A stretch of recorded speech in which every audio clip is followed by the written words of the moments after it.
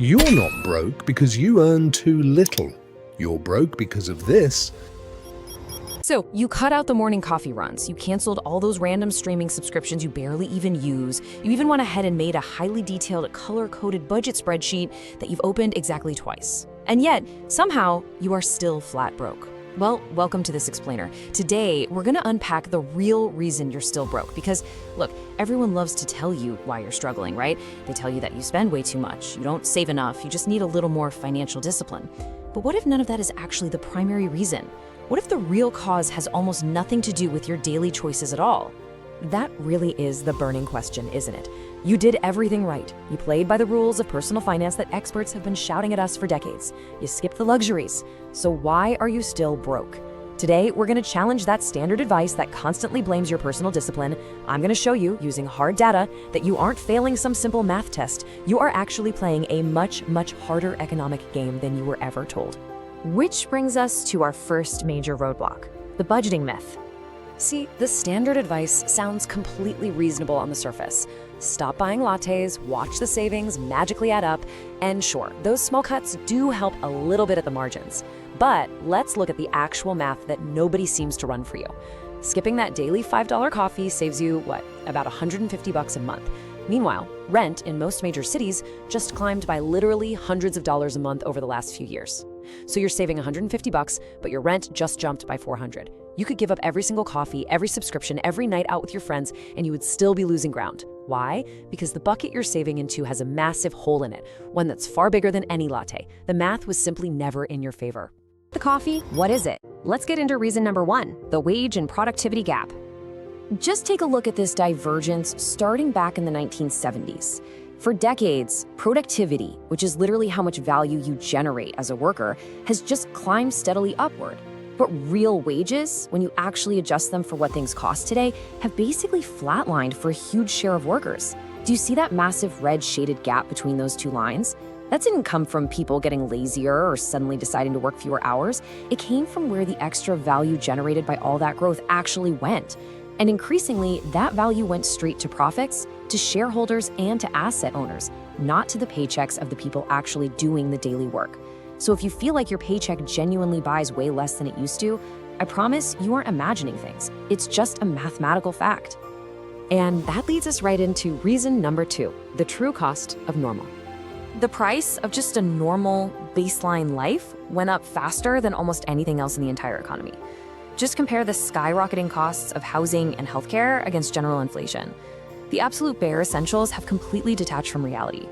These aren't just optional luxury purchases that you can casually cut from a monthly budget. Like, you can skip a vacation, sure, but you absolutely cannot skip rent. And honestly, the picture gets even tougher when we start looking at things like childcare and education compared to that flat wage growth we talked about. You can delay buying the newest smartphone, but you definitely can't delay taking care of a sick child or paying for the education that's literally required to get a decent job in today's market. This means that even the most perfect, most disciplined budgeters are fighting a losing battle. You're fighting against a set of essential costs that are rising on a completely different, way steeper curve than your income. Brings us to a really crucial concept for this explainer, the structural gap.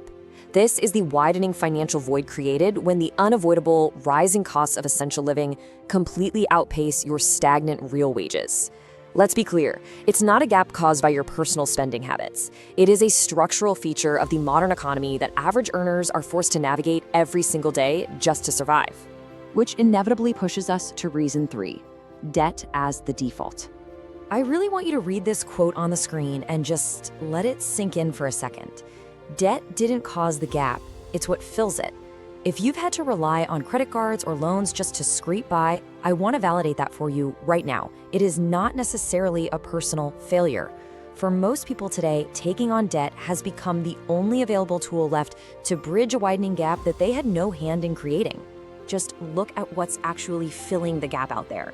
People are swiping credit cards for everyday grocery runs. They're using buy now, pay later services just to afford basic necessities.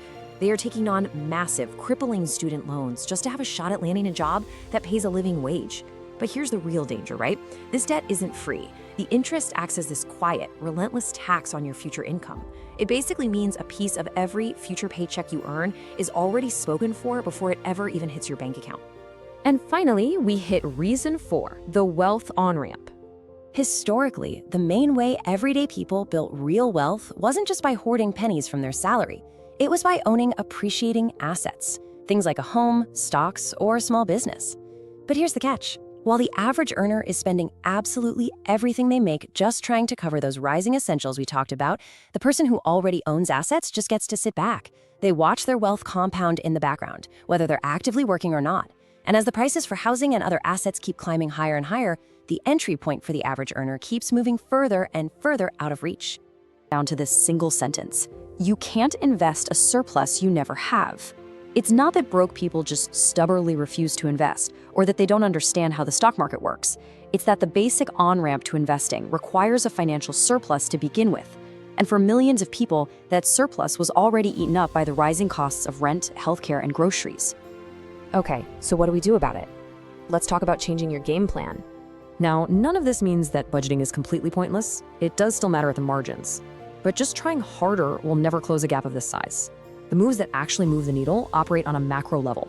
Step 1. You've got to focus your energy on negotiating your income rather than just micro-budgeting your expenses to death.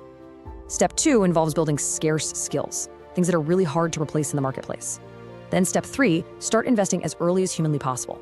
Even if it's literally just a tiny amount before you feel totally ready, you have to get yourself onto that wealth on-ramp. And finally, recognize what is structural. This isn't an excuse to just throw your hands up and give up. It's about dropping the guilt for a math problem that you couldn't solve with willpower alone. Once you do that, you can focus on the powerful levers you actually can pull. So the next time someone tries to tell you that you're broke because of your daily coffee habit, remember the actual math. Remember the stalled wages, the skyrocketing essentials, the debt that quietly fills the void, and the wealth on-ramp that just keeps pulling away. You are playing a much harder economic game than you were ever told. So the question isn't whether you have enough discipline to skip a latte. The real question is, now that you can clearly see the structural gap you're trapped in, what bold move are you going to make tomorrow to finally break out of it?